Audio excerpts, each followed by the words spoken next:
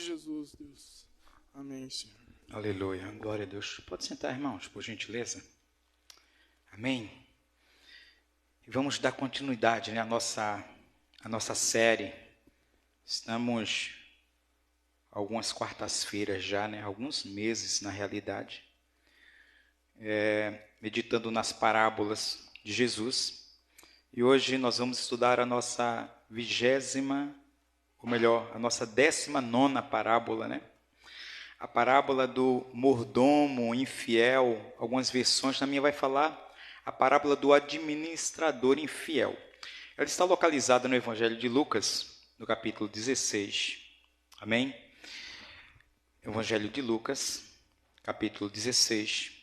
Nós vamos ler a partir do versículo 1 até o versículo 13, aonde essa parábola está registrada. Amém? Parábola do mordomo ou do administrador infiel. Amém? Evangelho de Lucas, capítulo 16, a partir do versículo 1. Amém?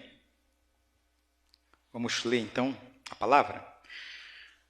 Disse Jesus também aos discípulos: havia um homem rico que tinha um administrador, e este lhe foi denunciado como quem estava a defraudar os seus bens.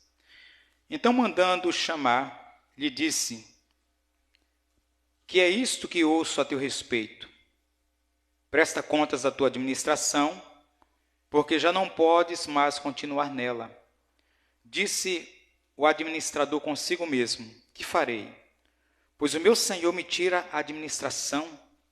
Trabalhar na terra não posso. Também de mendigar tenho vergonha. Eu sei o que farei, para que, quando for demitido da administração, me recebam em suas casas. Tendo chamado cada um dos seus devedores, do seu senhor, disse ao primeiro: quanto deves ao meu patrão?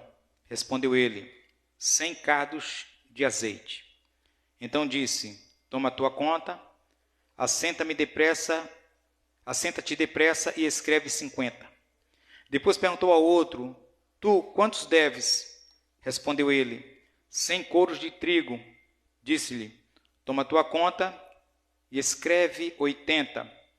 E elogiou o Senhor, o administrador infiel, porque se houvera atiladamente, porque os filhos do mundo são mais hábeis na sua própria geração do que os filhos da luz.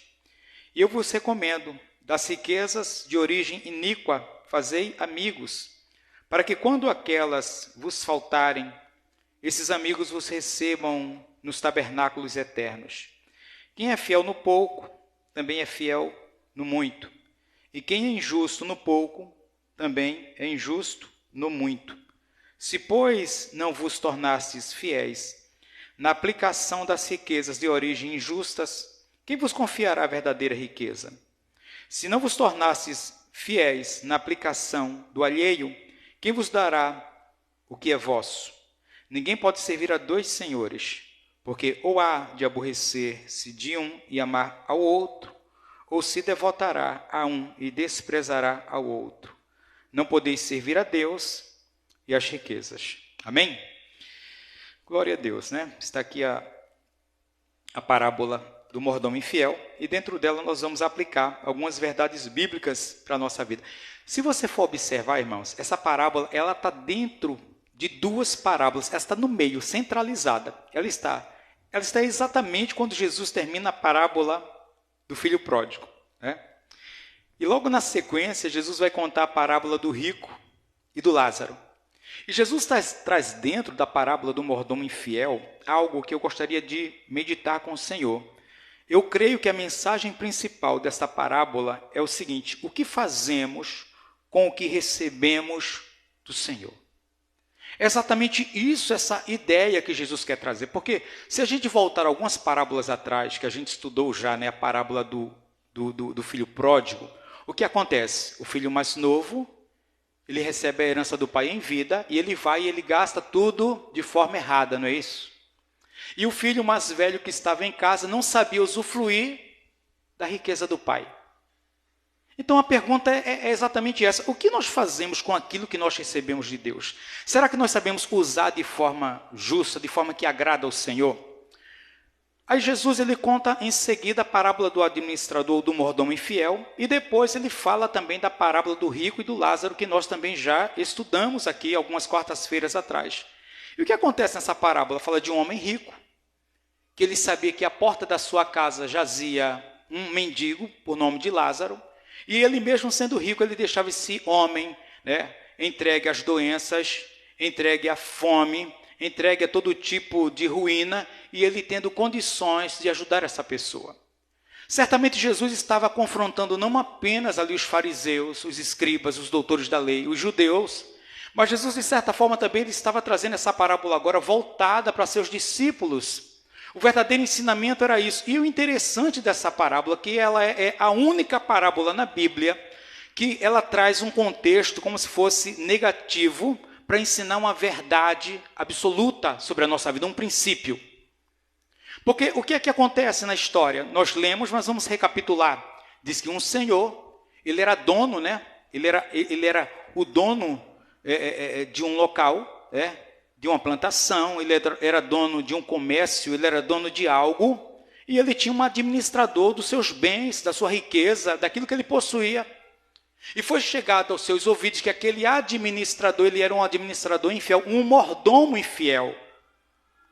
Então ele chega para aquele mordomo e diz: olha, eu estou sabendo que você está aplicando de forma ilícita, injusta, tudo aquilo que eu tenho depositado na tua mão. Eu peço que você me preste contas de tudo, e depois você vai ser demitido. É como se ele recebe agora, né, uma palavra, dizer: olha, vê os livros caixas, põe tudo em ordem, você vai me prestar conta, e logo na sequência você vai ser demitido. E esse homem, ele vai e ele fica pensando consigo mesmo, né? Ele começa a razoar, a pensar consigo, ele diz: poxa, eu não tenho mais condições de trabalhar na lavoura, trabalhar na terra, trabalhar com a força do meu braço, eu não tenho mais condições. Ele diz: mendigar também eu não posso, eu tenho vergonha. E aquele homem, ele aplica o coração dele em fazer algo que realmente aqui se torna admirável, mas vamos lá, vamos por etapa. Então, a Bíblia diz que aquele homem, ele chegou para os devedores do seu senhor e foi fazer um ajuste de contas com ele. Ele chegou para o primeiro, né? Ele chegou para o primeiro ali e disse assim para ele: ó, quanto deves ao meu patrão? E respondeu o primeiro: 100 cados de azeite. Então disse: toma tua conta, senta-te depressa e escreve 50. Veja só, era 100 que alguém devia para o seu patrão. Ele foi, ele disse: olha, põe aí só 50, tá? Ele chegou para o outro e disse assim: olha, tu deves quanto para o meu patrão? Ele respondeu: 100 coros de trigo. Ele disse: toma tua conta e escreve 80. Ele pensou dessa forma: eu vou negociar com os devedores do meu patrão, para, de certa forma, ter um vínculo com eles, para quando eu precisar deles, quando eu perder o meu emprego, eles irão me receber nas suas casas.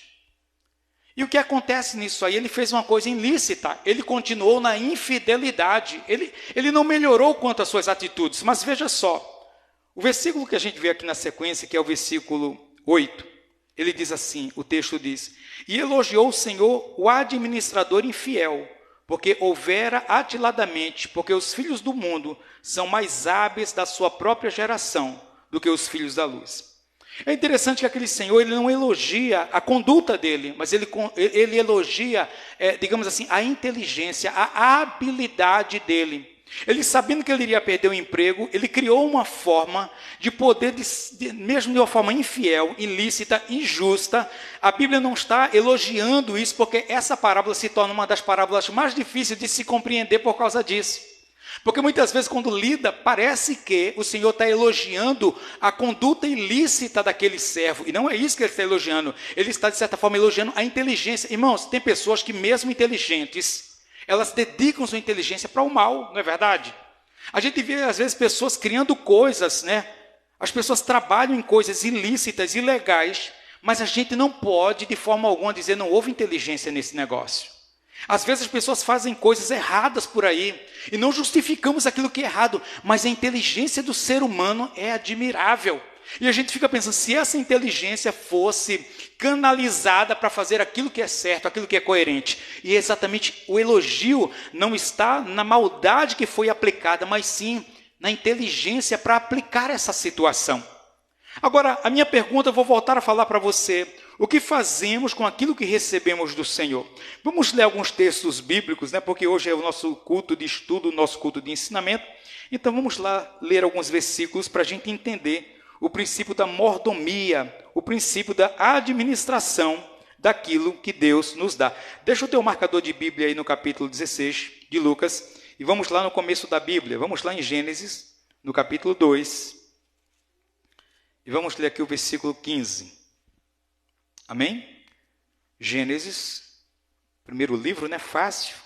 Capítulo 2, e o versículo 15. Então diz assim: tomou, pois, o Senhor Deus ao homem e o colocou no jardim do Éden para o cultivar e o guardar. Observe, irmãos, o jardim era de quem? Era de Adão ou era de Deus? Era de Deus, o jardim era de Deus. Tudo que Deus criou é dele. Agora, Deus colocou o homem lá para cuidar e para cultivar. Ou seja, desde o princípio, Deus estabelece o homem como administrador e como mordomo daquilo que é dele. Então, observa que sempre que o Senhor nos estabelece dessa forma, então haverá uma prestação de contas em cima dessa situação, em cima dessa questão. Vê comigo também ainda em 1 Coríntios, agora uma fala do apóstolo Paulo, 1 Coríntios, no capítulo 4, e vamos ver o versículo 6 e 7. Amém? Vamos lá. 1 Coríntios 4, ou melhor, 1 e 2, tá? 1 Coríntios 4, versículos 1 e 2. Diz assim: assim, pois, importa que os homens nos considerem como ministros de Cristo e dispenseiros dos mistérios de Deus. Ora, além disso, o que se requer dos dispenseiros é que cada um deles seja encontrado fiel. Amém? Então veja só, o que Paulo diz é que nós sejamos encontrados como ministros e dispenseiros dos mistérios de Deus. E que, além disso, requer que o dispenseiro ele seja encontrado em sua fidelidade. O texto que nós lemos vai falar de um administrador, de um mordomo, um dispenseiro. O que é o dispenseiro? O dispenseiro é aquela pessoa que trabalha na dispensa de Deus. É aquelas pessoas que recebem do que é de Deus, mas não para nela, não é para ela. É para que ela possa administrar, é para que ela possa entregar, é para que ela possa oferecer. Irmãos, nós temos aprendido aqui constantemente com as parábolas, e dentro daquela parábola que estudamos, a parábola do amigo importuno, nós aprendemos lá que nada do que temos é nosso, ou provém de nós. E só podemos ofertar ou dar algo para alguém se primeiro nós recebermos. E isso não é apenas dentro de um contexto apenas físico, mas espiritual, emocional, sentimental. Só podemos curar quando somos curados. Só podemos sarar quando somos sarados. Só podemos manifestar de graça quando somos agraciados por Deus. Só podemos amar quando somos amados. É por isso que a Bíblia vai dizer que tudo primeiro que Deus ele derrama sobre nós, primeiro ele derrama na nossa vida, para que depois ele queira que a gente manifeste na vida de alguém.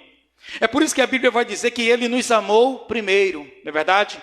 Que nós fomos achados por ele ainda nos nossos delitos e pecados, quando estávamos ainda mortos, fomos encontrados por ele. Então Deus não exige de mim nada que primeiro ele não tenha me dado.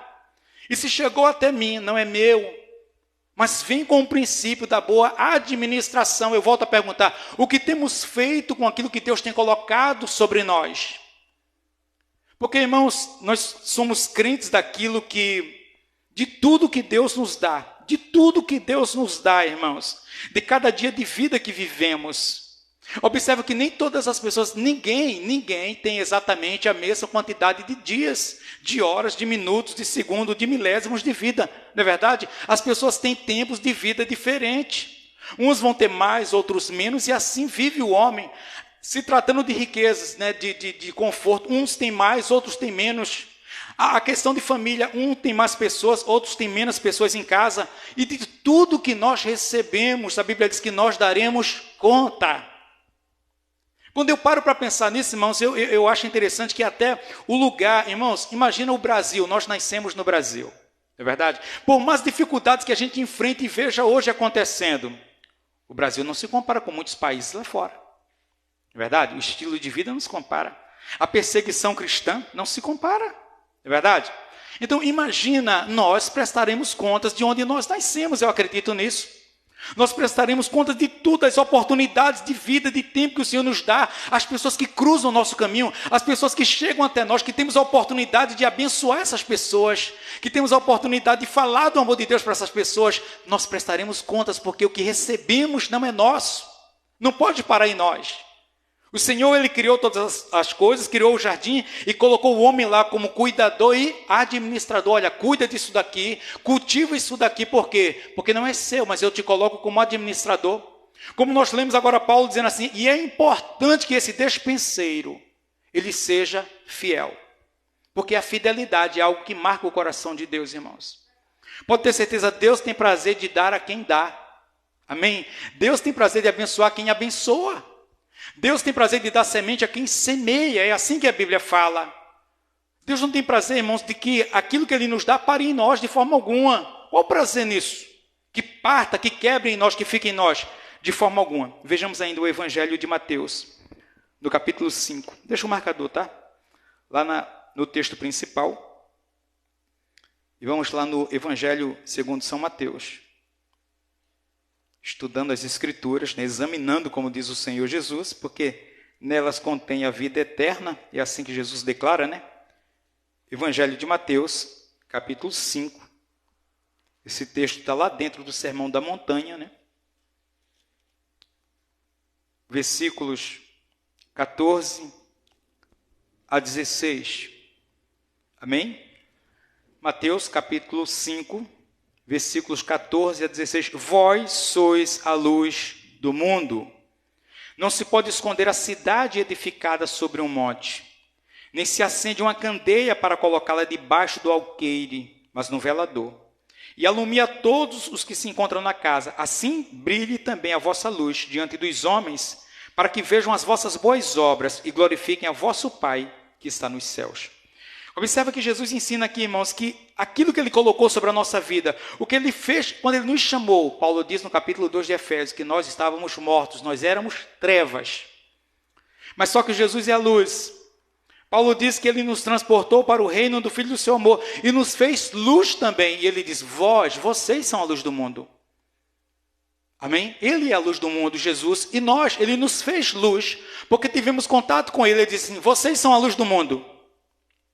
Vocês são o sal da terra. Então vocês vão e brilhem, vocês vão e realmente manifestem a minha presença onde vocês chegarem. Ou seja, a luz ou o sal não pode permanecer, irmãos, dentro, né, do saleiro. Ele não terá efeito algum se ele permanecer lá. A luz, irmãos, se ela não estiver num lugar apropriado, ela não tem finalidade alguma. Mas ele disse assim, vai e brilhe também a vossa luz diante dos homens. Então observa uma realidade espiritual sobre as nossas vidas. Nós somos responsabilizados como despenseiros dessa luz. Nós somos despenseiros dessa luz, dessa graça de Deus. Para que aonde a gente quer que chegue, aonde haja treva, aonde haja o pecado, aonde haja aquilo que aborrece a Deus, a nossa presença, Cristo a partir de nós, Cristo através de nós, seja manifestado naquele lugar. É isso que Jesus está dizendo. Se você chegar num lugar que há treva, no lugar onde o pecado está imperando, onde há morte, onde há doença, onde coisas que realmente não pertencem ao reino de Deus esteja acontecendo, que a nossa presença ali seja algo diferente. Irmãos, isso não é algo que é cobrado para liderança, para pastores, não. Isso é coisa de cristão, irmãos. Isso é coisa de cristão. Nós, como cristãos, precisamos que a presença de Deus se manifeste em outras pessoas, transborde. Eu sou luz, mas eu só brilho dentro da minha casa. Eu sou luz, mas só brilho dentro da igreja. É assim que Jesus falou, não? Brilha a vossa luz diante dos homens. Não é dentro de casa, não é dentro da igreja, mas diante dos homens, ou seja, no mundo. porque as pessoas estão andando em trevas, e da mesma forma como nós andávamos antes em trevas, né? É isso que a Bíblia diz, outrora andávamos em trevas e fomos achados pelo Senhor, claro, mas através da vida de alguém. Alguém pregou, alguém orou, alguém intercedeu, alguém buscou, não é verdade? Alguém fez coisas sobre a nossa vida e chegamos a Cristo. E hoje, agora essa graça está sobre nós, para que nós também possamos ser bons despenseiros do Senhor. Vejamos aqui em 1 Pedro, no capítulo 4, versículos 7 e 10. Vimos Jesus falando a respeito, vimos o próprio Deus falando a respeito em Gênesis, Jesus falando em Mateus, Paulo falando em Coríntios. Agora vamos ver Pedro, 1 Pedro, no capítulo 4.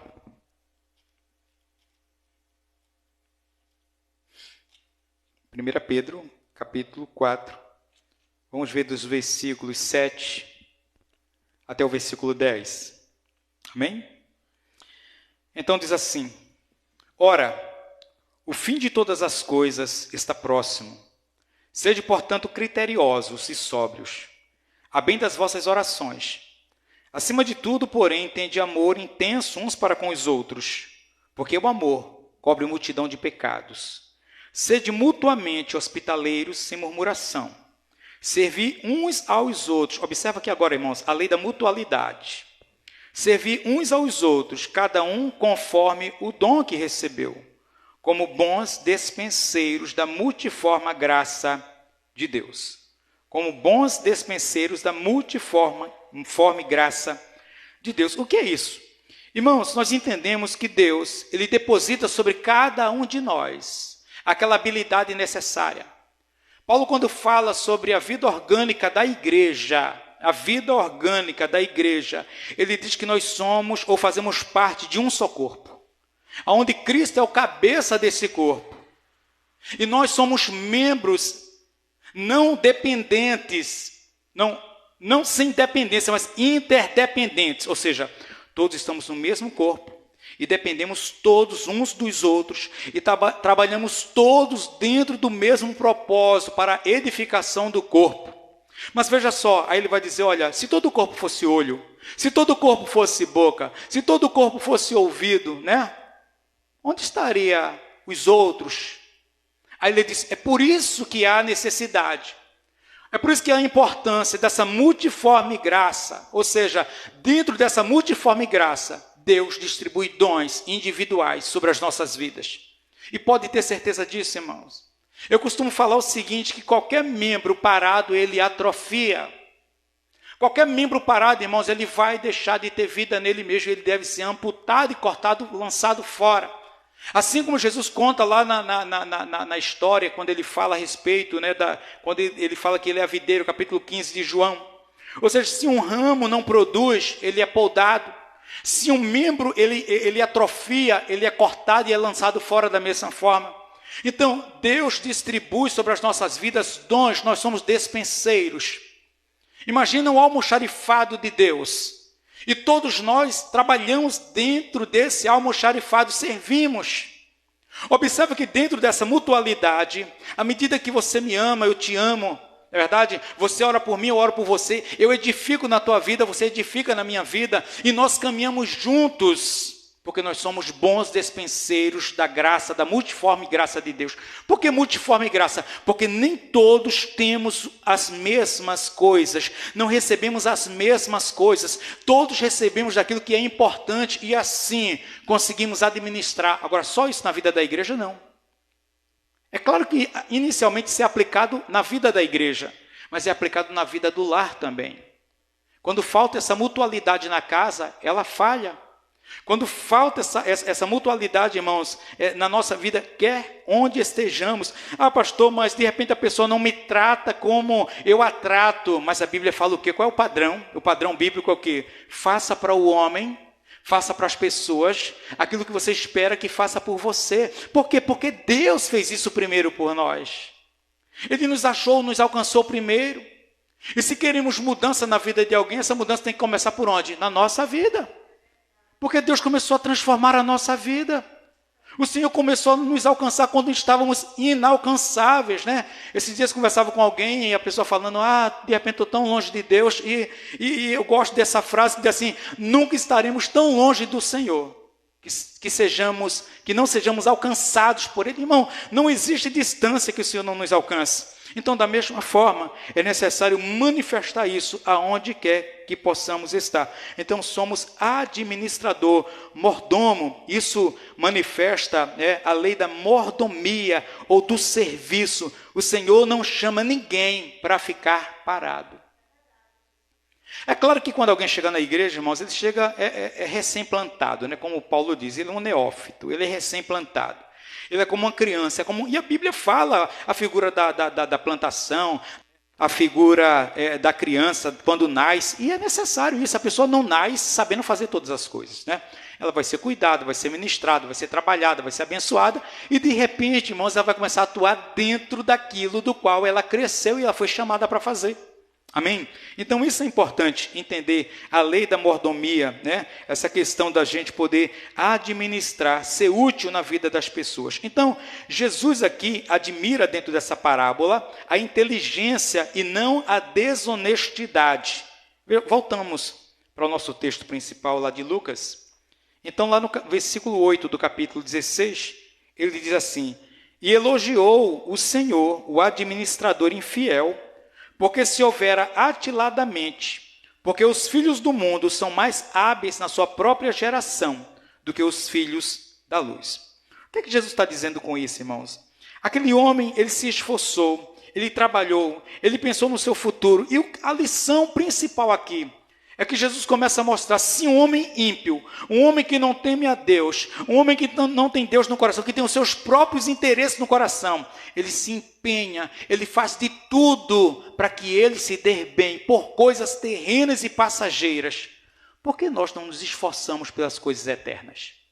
É exatamente esse o contexto que Jesus começa agora a trazer a ideia dessa lição. E ele chama a atenção aqui dizendo o seguinte, ele vai dizer assim, porque os filhos do mundo são mais hábeis na sua própria geração do que os filhos da luz. Muitas vezes o homem aqui na terra, por conquistar aquilo que é terreno, aquilo que é passageiro, ele entrega a sua vida de tal forma quanto nós cristãos não.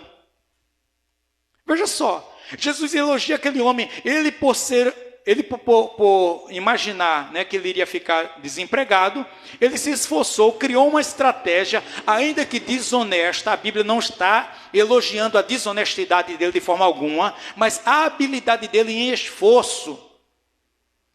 E a Bíblia, irmão, sempre nos motiva a nos esforçar, sempre nos encorajando. Você vai ver que a questão da exortação, do encorajamento é algo nítido nas Escrituras sempre. Um dos homens que eu vejo ali que estava totalmente para baixo, desanimado, cabisbaixo, achando, meu Deus, estou perdido, e agora o que será da minha vida? É Josué. Josué, quando Moisés morre, ele fica totalmente desapontado, desnorteado, sabendo que o peso da liderança pesava nos seus ombros agora, e a Bíblia diz que ele ficou perdido, irmão. A Bíblia diz que Moisés é o maior, né, na Bíblia, assim, é uma figura, uma tipologia de Jesus, mas das maiores lideranças que existiu, Moisés.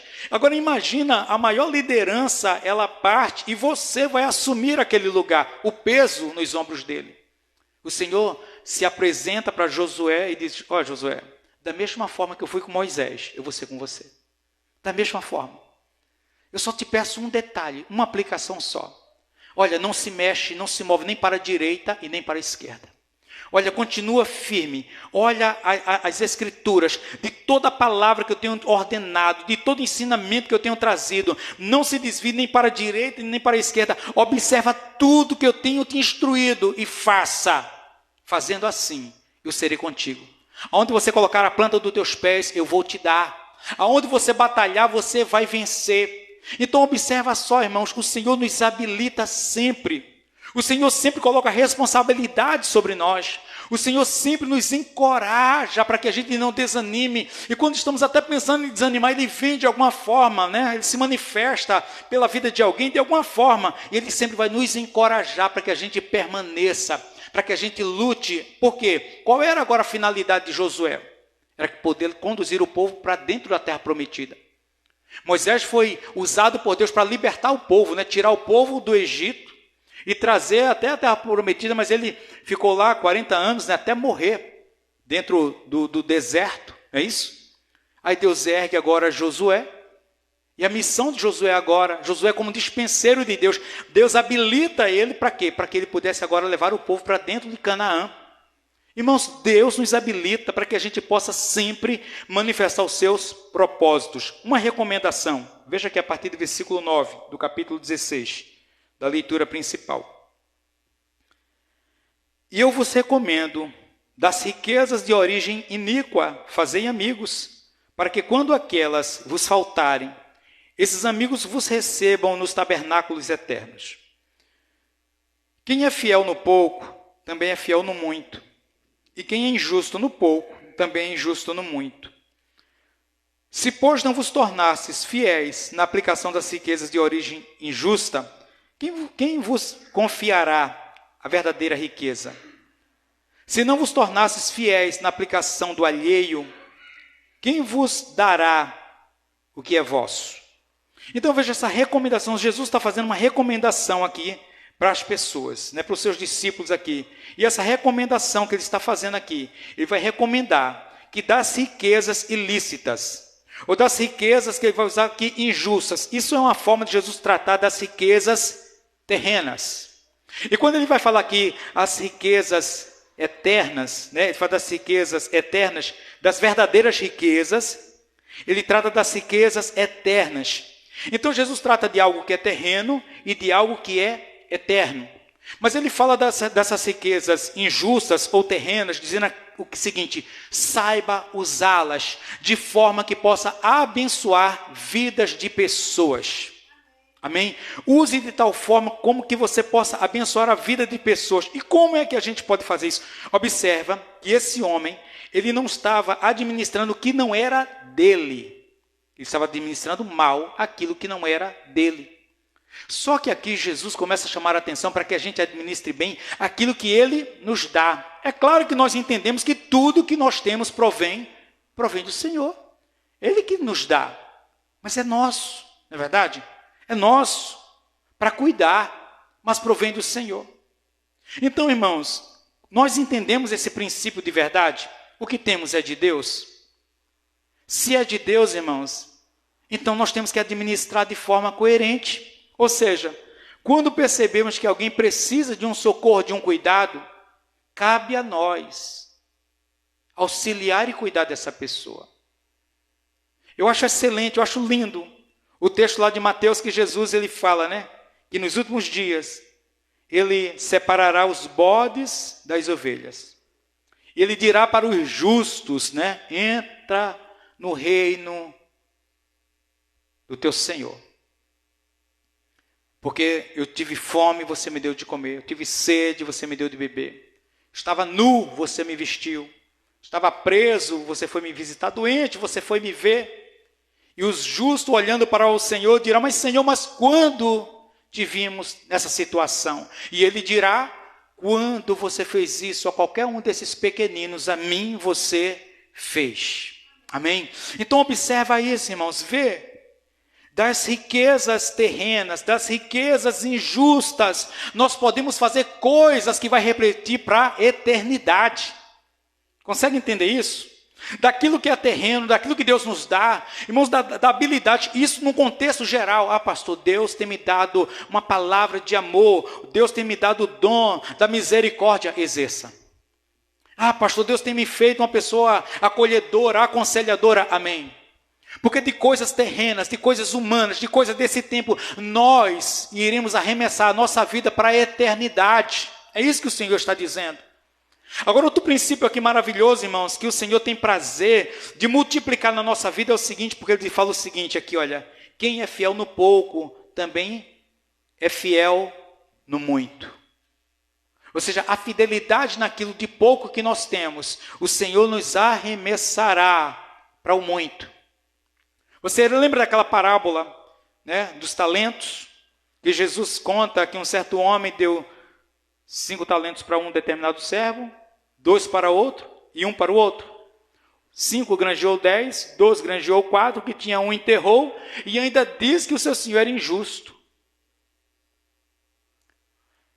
E está aplicado justamente dentro dessa questão. Às vezes nós queremos crescer diante de Deus, mas aí é que está. O que é que nós temos feito com aquilo que Deus tem nos dado?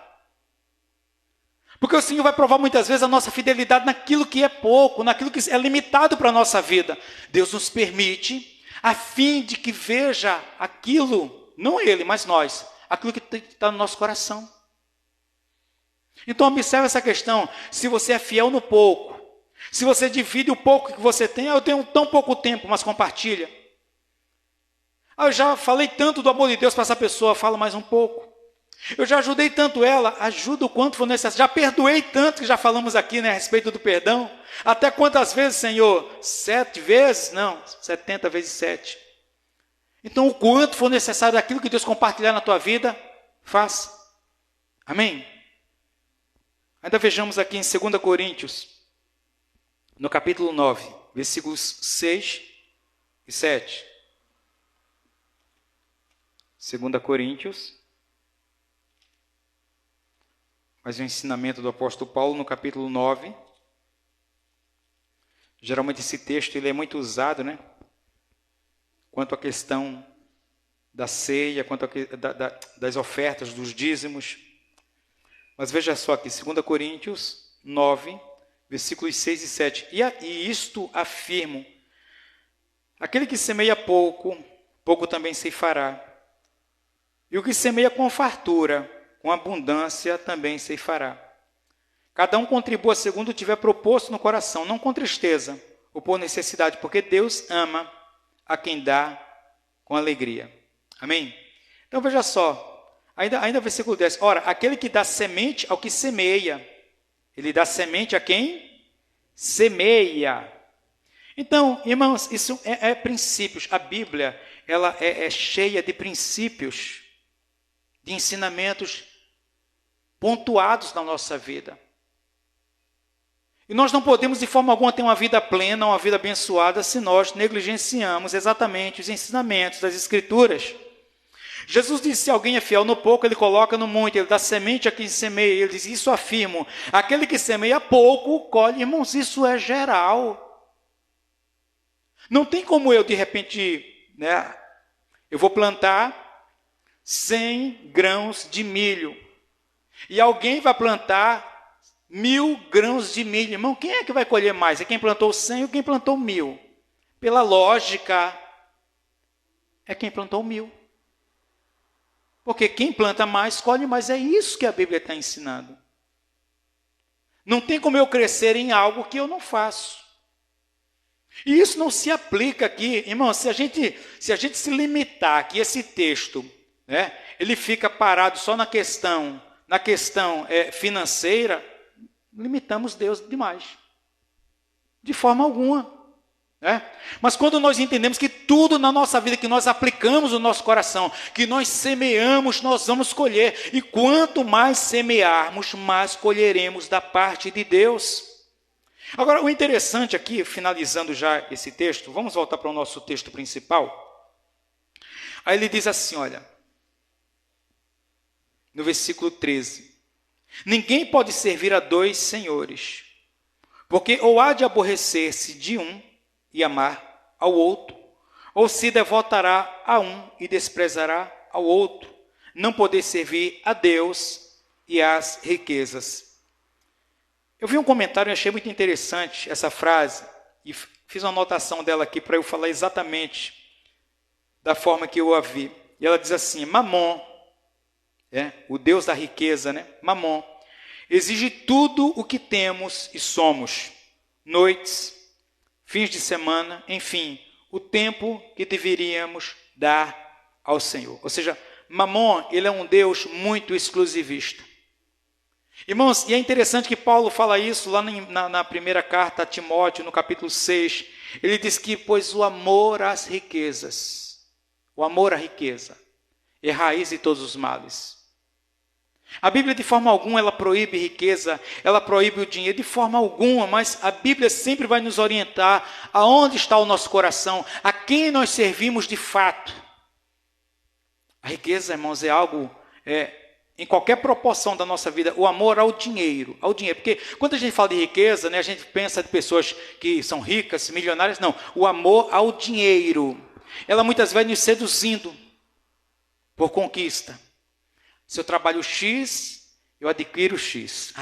Se eu aumentar para Y a minha produtividade, a minha conquista, eu vou crescer mais. E muitas vezes, essa conquista, ela começa a defraudar aquilo que pertence a Deus. E é justamente isso, aonde está o nosso coração. Aonde está o nosso coração? É isso que Jesus fala. Aonde tiver o vosso coração, aí estará o vosso tesouro. A Bíblia de forma alguma, irmãos, vai nos privar do trabalho, vai nos privar da riqueza, vai nos privar do conforto de forma alguma, mas o entender é o seguinte: tudo que nos vier à mão, é como se diz, o dinheiro, ele é um bom servo, mas ele é um péssimo patrão. Quando nós nos tornamos servo da riqueza, servo do dinheiro, não há mais vida.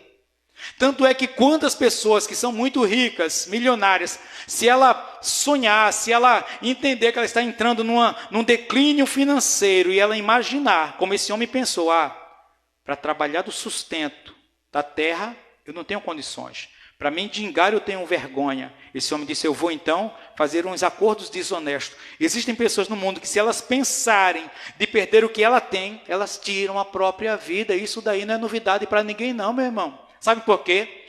Porque aquilo que ela tinha não era servo dela, mas era o Senhor dela. E quando ela perde esse Senhor, para ela perdeu tudo. Então é por isso que Jesus ensina, de tudo que a gente possa ter, temos que entender, não é nosso, provém do Senhor. Amém?